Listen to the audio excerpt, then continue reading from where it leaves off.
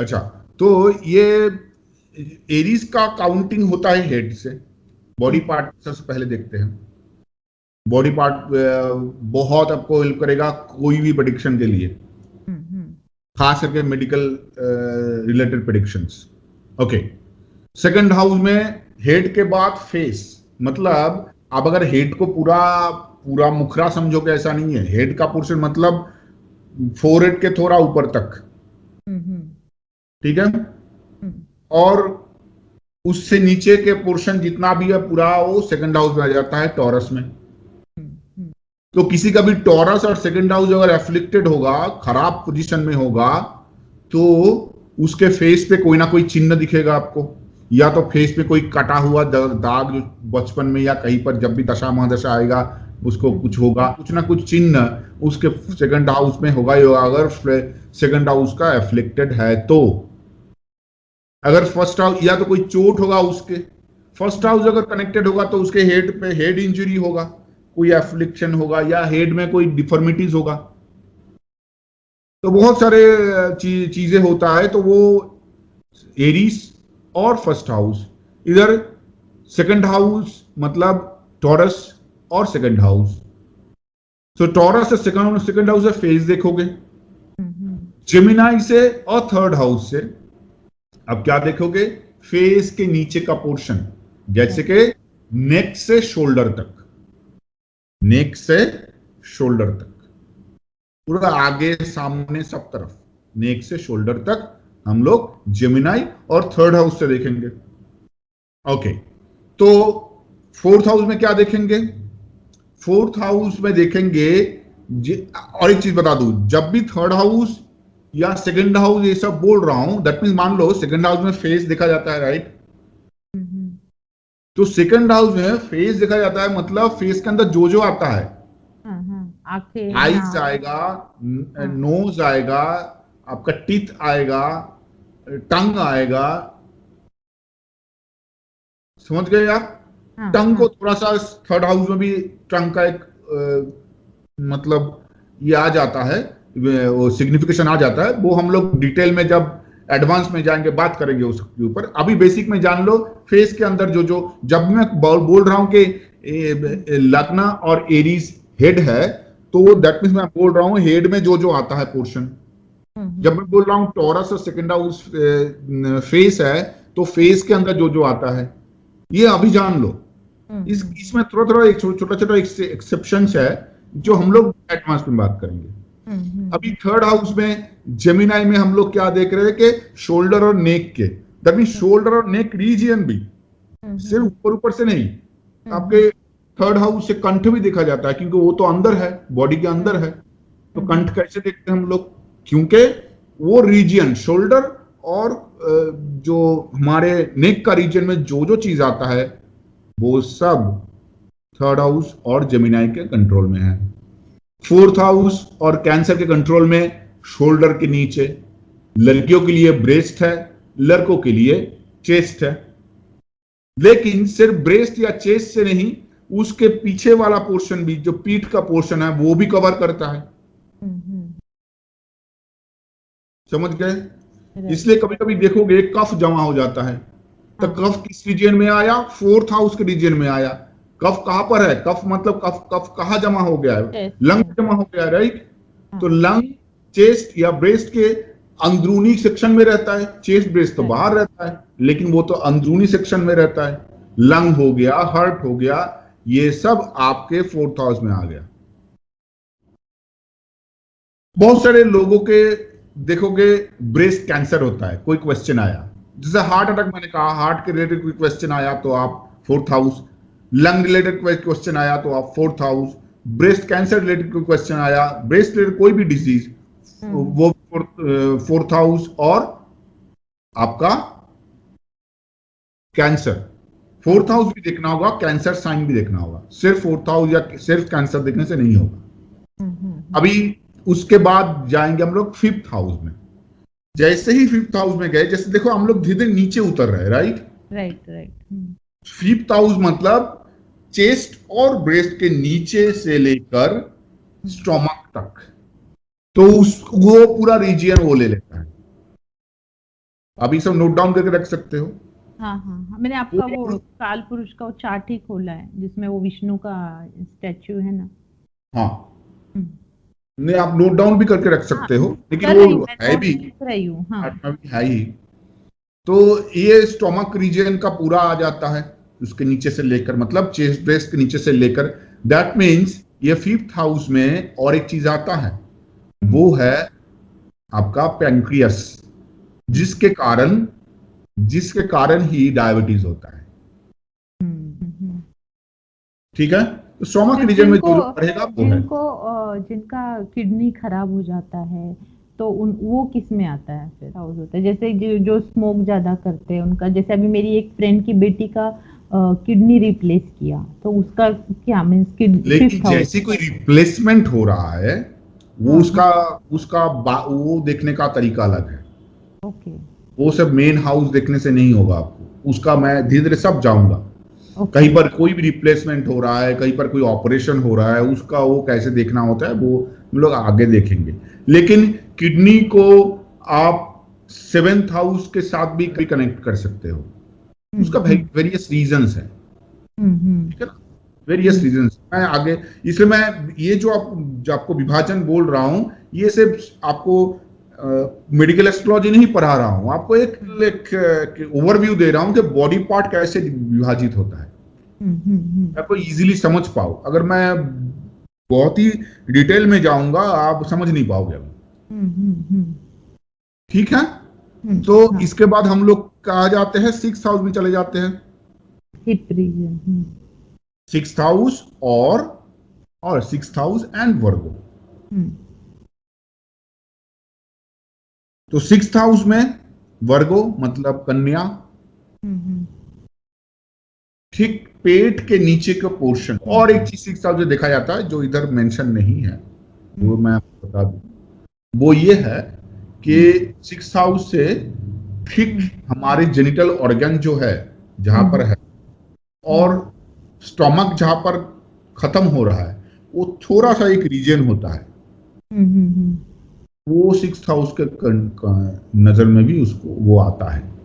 और six house और एक चीज होता है सिक्स हाउस में, जो हमारा नाभि है, वो पड़ता तो हमारा फिफ्थ हाउस में है, लेकिन नाभि नाभि सिक्स हाउस से देखा जाता है, खास करके नाभि, वो फिफ्थ हाउस का पार्ट नहीं है।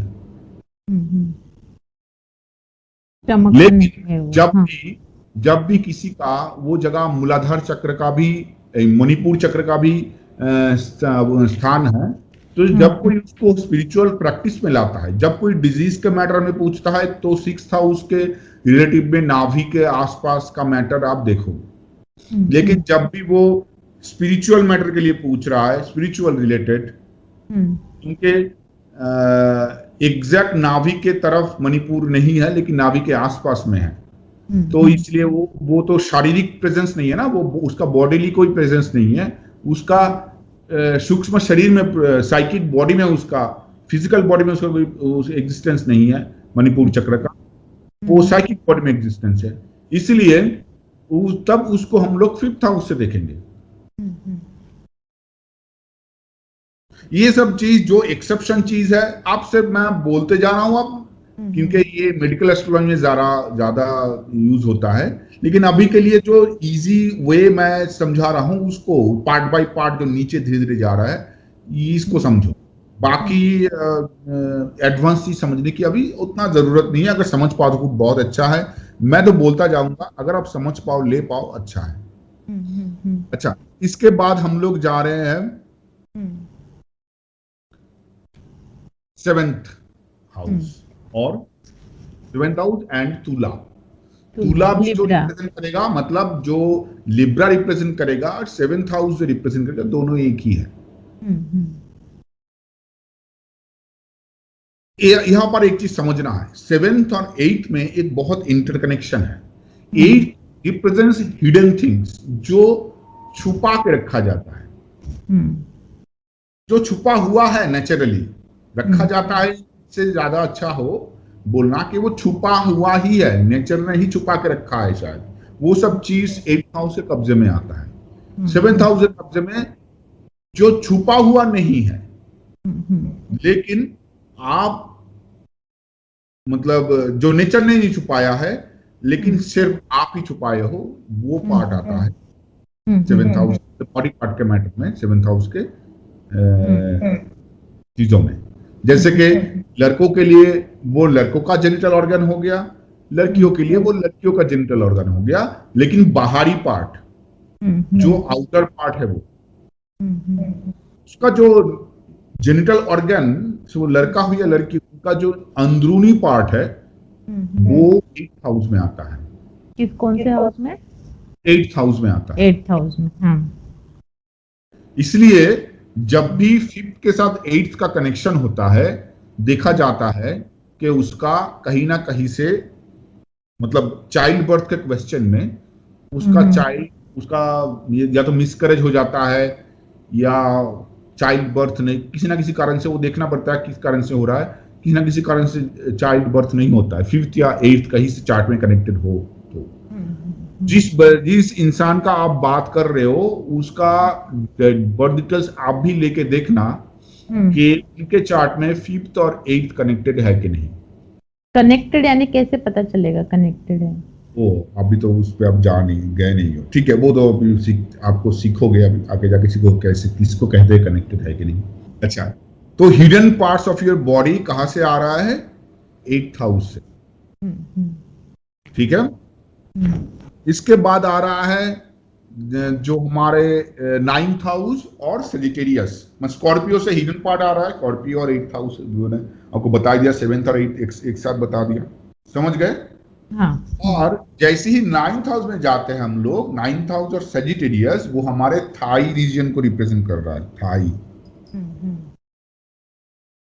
9 से जैसे ही हम लोग 10th में जा रहे हैं या कैप्रिकॉन में, वो नी हो गया।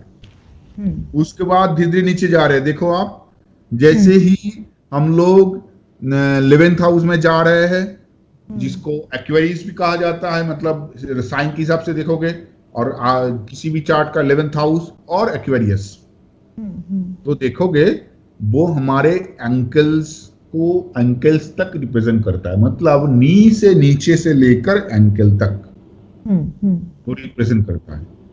और लास्ट में 12th हाउस और 12th house and Pisces represent करता है फूट को, समझ गए? तो हेड से शुरू होके पूरे बॉडी, अभी ना आपको बहुत अच्छे से याद रहेगा, इसलिए मैं ऐसे सिखाता हूँ। अभी आप मुझे बोलो, रिपीट करके बोलो एक एक करके। अच्छा, तो हमारा बाई हार्ट हो जाएगा आपको। हाँ, जो हेड है हमारा वो एरीज है। हेड यानी जो सर के ऊपर का, मींस हमारा फर्स्ट हाउस है एरीज, और वो हमारा हेड रिप्रेजेंट करता है। Correct. और उसके बाद सेकंड हाउस है टॉरस। टॉरस हमारा फेस यानी जैसे आंखें, नाक, लिप्स, ईयर्स, ये पूरा फेस का रीजन है। तो ये है टॉरस। टीथ भी इसके सेकंड हाउस किसी भी तरह से खराब होता है, उसके कहीं ना कहीं से दांत का प्रॉब्लम होता है, बहुत सारे लोग दांत का सर्जरी भी करते हैं, ठीक है ना, ये सब आगे जाके हम लोग देखेंगे। नहीं, मुझे दांत का प्रॉब्लम है तो शायद मेरा टॉरस ही है ना, इसीलिए। टॉरस और सेकंड हाउस दोनों में या तो दो या दोनों में से एक। फिर थर्ड है जेमिनी। तो जेमिनी हमारा ये नेक से लेके शोल्डर तक, राइट? नेक से लेके शोल्डर तक, राइट, शोल्डर तक, ये हमारा थर्ड हाउस है। और फिर थर्ड हाउस एंड जेमिनाई, ये दिमाग में ये आप मुझे बोलना पड़ेगा आपको, third house and Gemini, second house and taurus, ताकि आप दोनों को एक साथ देखो। हाँ, fourth house is cancer. Cancer हमारा चेस्ट, हार्ट, और जैसे लेडीज में ब्रेस्ट हो गया, मेंस में चेस्ट रहेगा, तो ये पार्ट वो कवर करता है। Fourth house that is cancer. Fifth है, कैंसर के बाद इज लियो। लियो हमारा 5th हाउस है, तो वो हमारा स्टमक, पैनक्रियाज वगैरह ये सब 5th हाउस में आता है। स्टमक रीजन में जो आता है, हाँ, बट वो नेवल नहीं इंक्लूड करता, नहीं करता है। हाँ। फिर 6th जो है वो हमारा कन्या राशि है, तो दैट इज वर्गो। तो वर्गो हमारा हिप रीजन है, इसमें नेवल आता है और ये थोड़ा बहुत दूसरे जेनिटल्स को भी कनेक्ट करता है, राइट? कनेक्ट नहीं करता है, जो पूरा पेट का प्रोमिनेंट रीजन भी नहीं है। एक हमारे शरीर में एक पोर्शन है, देखोगे, जहां से जेनिटल ऑर्गन शुरू हो रहा है, राइट, ठीक उसके ऊपर वहां तक से लेकर स्टोमक जहां पर खत्म हो रहा है, उसके बीच में एक ब्रिज जैसा है, मतलब वहां पर कुछ है ही नहीं, ऐसा लगता है। तो वो और रीजन को ये 6th हाउस रिप्रेजेंट करता है, राइट। फिर 7th हाउस है लिब्रा। लिब्रा हमारे प्राइवेट पार्ट्स, जैसे मेन और वुमेन के जो प्राइवेट पार्ट्स, कवर्ड पार्ट्स रहते हैं, वो 7th हाउस कवर करता है, जो लिब्रा साइन है। फिर 8th जो है, 8th हमारा स्कॉर्पियो है। स्कॉर्पियो हमारे हिडन पार्ट्स, प्राइवेट पार्ट्स रहते हैं, वो कवर करता है। इसमें थोड़ा सा वेरिएशन है, क्या वेरिएशन बताओ? हाँ, 8th में आपने जैसे कहा, मैंने लिखा है 8th जो है हमारे हिडन जेनिटल्स, और अगर किसी का चाइल्ड बर्थ जैसे मिसकैरेज वगैरह देखना है, मैं बता दूं, आपने कोई चीज मिस कर गए हो। 7th और 8th में फर्क यह है, 7th नॉन हिडन है, और स्कॉर्पियो में जब कोई इंसान सेक्सुअल डिजीज लेके मेडिकल एस्ट्रोलॉजी के कारण आपको पूछेगा या चाइल्ड बर्थ के कारण पूछेगा क्या, तो आपको पकड़ना है कहां पर प्रॉब्लम है। और लड़कियों में भी, जैसे कि ओवरीज का प्रॉब्लम, जहां पर बच्चा रिलेटेड, वो आपको 8th हाउस में देखना ही होगा। समझ गए आप? Yes, yes. 9th house, 9th house जो है सजिटेरियस, धनु है, ये हमारे थाइज रिप्रेजेंट करता है। और फिर जो 10th है, 10th हमारा केप्रिकॉन है, ये नीज, जो घुटने होते हैं वो। और 11th हाउस जो है वो एक्वेरियस है, जो हमारे एंकल्स वो रिप्रेजेंट करता है। और लास्ट में स्पाइशियस है, जो फीट रिप्रेजेंट करता है। गुड। हम लोग मेडिकल एस्ट्रोलॉजी के ऊपर बहुत डिस्कस करेंगे, तब देख पाओगे कि इसमें बहुत सारा वेरिएशंस है, इसके अंदर बहुत सारे छोटा छोटा पार्ट है, जिससे हम लोग बहुत कुछ मतलब जो ये जो हम लोग आज डिस्कस किए हैं, इसको थोड़ा सा वेरिएशन बनाता है, मतलब थोड़ा सा बहुत सारी चीज मैच नहीं होगा, बहुत सारा चीज थोड़ा सा मॉडिफाई हो जाएगा। मैच हो नहीं होगा ऐसा बोलना ठीक नहीं है, मतलब थोड़ा सा मॉडिफाई हो जाएगा और इनर मीनिंग निकलेगा इधर से, ठीक है ना? अच्छा, तो अभी हम लोग एट्रीब्यूट्स ऑफ साइन पढ़ेंगे। एक साइन का क्या क्या एट्रीब्यूट्स है, एक साइन के अंदर क्या क्या एट्रीब्यूट्स होते हैं कि उस साइन को एक दूसरे साइन से अलग बनाता है। मान लो एरीज साइन, एरीज साइन का जो एरीज साइन जैसा है, टॉरस जरूर वैसा नहीं होगा, बराबर, अलग तरीका वो है। जेमिनी और अलग तरीके से वो काम करता है, कैंसर और अलग तरह से काम करता है, राइट? तो ये क्यों ऐसा अलग अलग है, इसके पीछे रीजंस है, इसी को ही हम लोग एट्रीब्यूट्स कहते हैं। एक साइन का एट्रीब्यूट्स क्या क्या है, जैसे पहला एट्रीब्यूट है ऑड एंड इवन साइंस। तो हम लोग कैसे इसको देखेंगे एक चार्ट में। फॉर एग्जांपल, मैं आपके स्क्रीन में अभी जो चार्ट देख रहे हो आप, यहाँ पर जैसे लिखा है वैसे देखने जाओगे तो आपको बहुत कुछ याद रखना पड़ेगा। आपको कैलकुलेट कैसे करना है, जैसे कि एरीज ऑड है, ठीक है, तो टॉरस इवन है। जेमिनी ऑड है तो कैंसर इवन है। जैसे मान लो एरीज, इसको थोड़ा सा क्लीन कर देते हैं,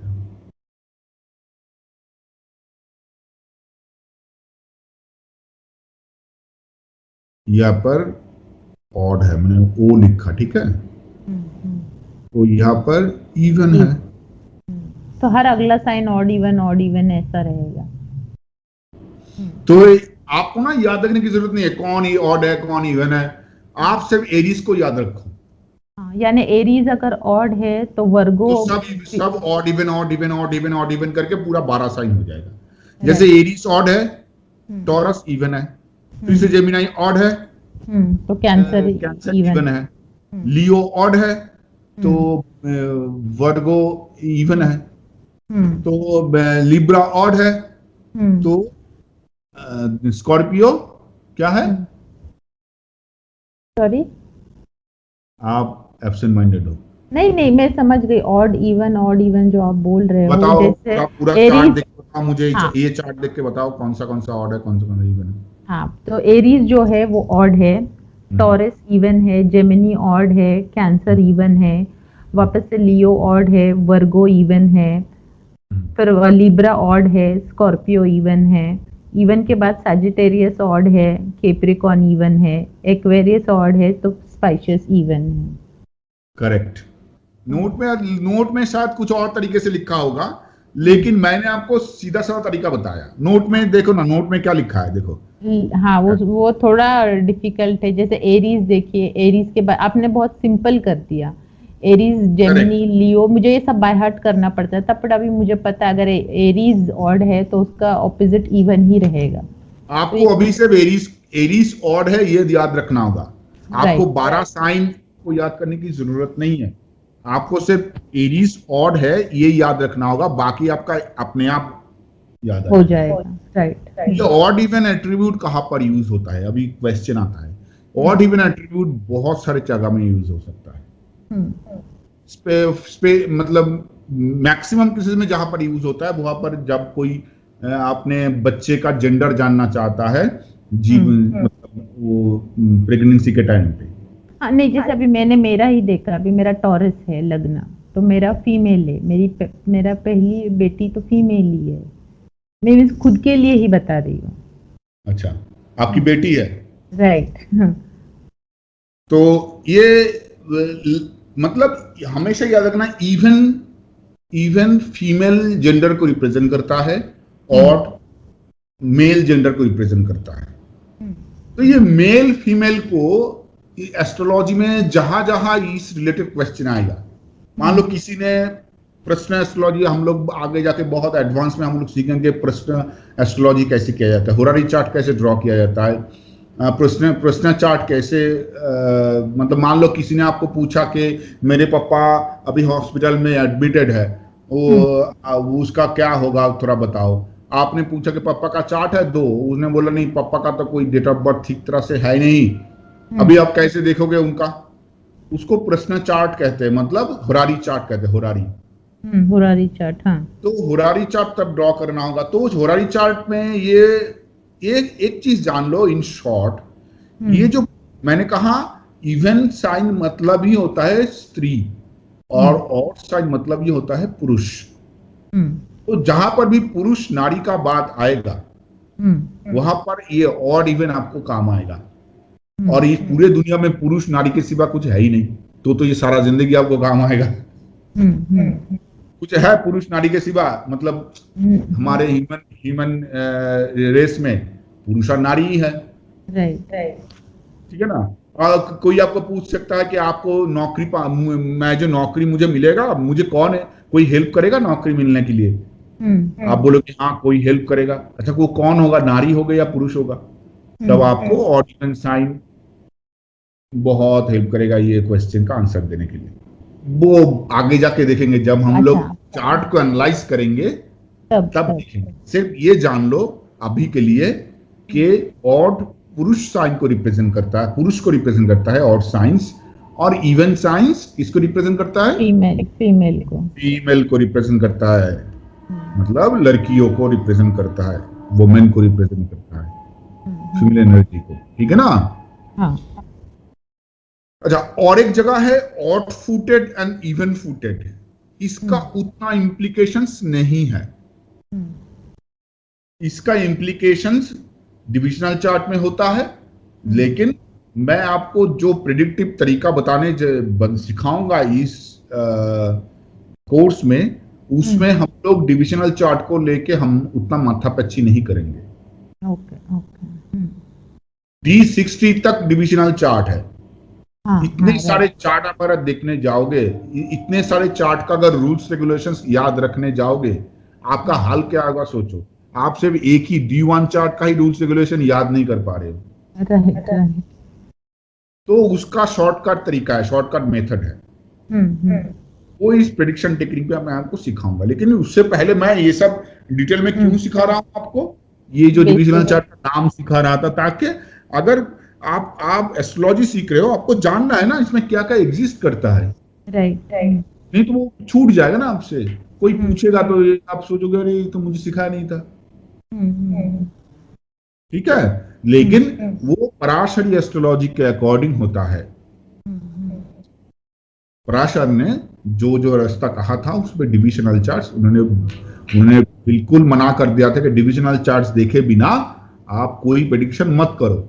लेकिन नाड़ी टेक्निक ऐसा टेक्निक है जिसको आपको गुरु के सामने बैठ के ही सीखना होगा। पराशरी अगर नहीं जाने ठीक तरह से तो नाड़ी आप समझ नहीं पाओगे, क्योंकि नाड़ी बेस्ड है पराशरी के ऊपर। और पराशरी में जो कितने सारे रूल्स एंड रेगुलेशंस है, ये चार्ट देखो, ये योगा देखो, वो ये सब एक सिंपलिस्टिक तरीके से महर्षि भृगु ने इकट्ठा किया था। मतलब आपको हजारों चार्ट देखने की जरूरत नहीं है, आप एक चार्ट देख के सब कुछ बता दोगे। समझ गए? तो लेकिन ये जो मैंने सिखा रहा हूं इधर, ऑड साइन, इवन साइन, ये सब काम पे आएगा, आपको सारा जिंदगी लगेगा।